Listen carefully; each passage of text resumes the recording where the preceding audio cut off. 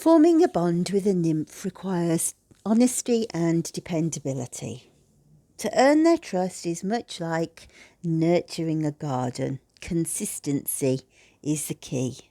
And just as you would faithfully feed your pet, try to bring your offerings at the same time each week or whenever you have promised. It's not the frequency of your visits that counts, but more the reliability that you will turn up when expected. And if you promise to appear on the solstice or at the equinox, then make it so. Each time you honour your word, the relationship will strengthen. Have patience. Friendships need rich, patient soil. Just as every tree has a season, so too will your connections unfold in their own time. Some of you will find this work comes as naturally as breathing does, while others may struggle initially. But don't let slow beginnings dishearten you. Even the mightiest oak began as an acorn. Patience also means waiting for the right moment, attuning yourself to the rhythms of the natural world. There are naiads who will shy away from harsh sunlight, and dryads whom thirst makes very irritable. And as for the melissae, well, they can be as unpredictable as angry wasps. And they'd be good nymphs for you to learn from, because if you don't learn to check in what they want, you will end up getting stung. So learn to ask about what your nymph's desires are, because they too are part of the dream. Approach them with honesty and openness. Share your joys and fears as if you would with a friend. Show them the real you, not the mask you wear for the world.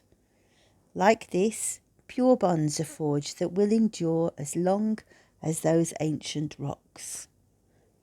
And so the definition of a priestess is a woman who serves a deity, serves the community, or in this case, dedicates her service to nature. But that service need not be that grand. It's the intention that matters.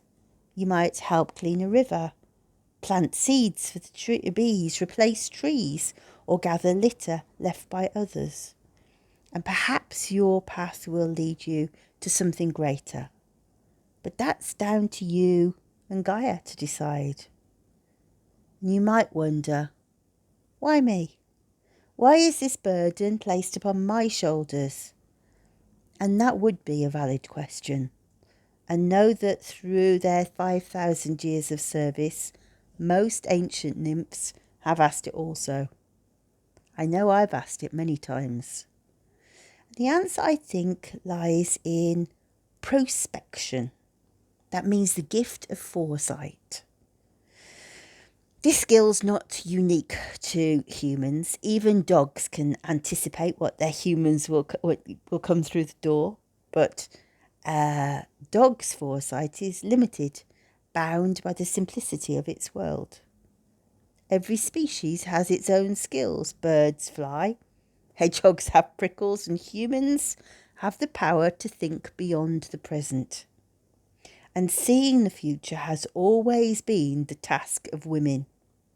From the mundane, like planning meals and remembering birthdays, to the profound, like shaping nature's destiny. Women have always been the best candidates for this sacred duty, some as healers, others as seers, oracles and sibyls. Women are dangerous to the patriarchy because we see through their veils of greed and selfish ambition.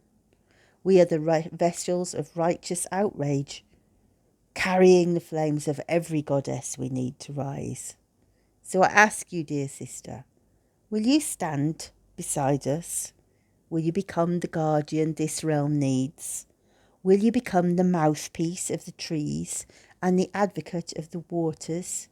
Will you pledge your sacred commitment to remind people that these bottles of oils contain spirit, magic, and life force, and that life force needs protection? I will leave you to consider that. and think, but alas, our time to talk about this is nearing its end.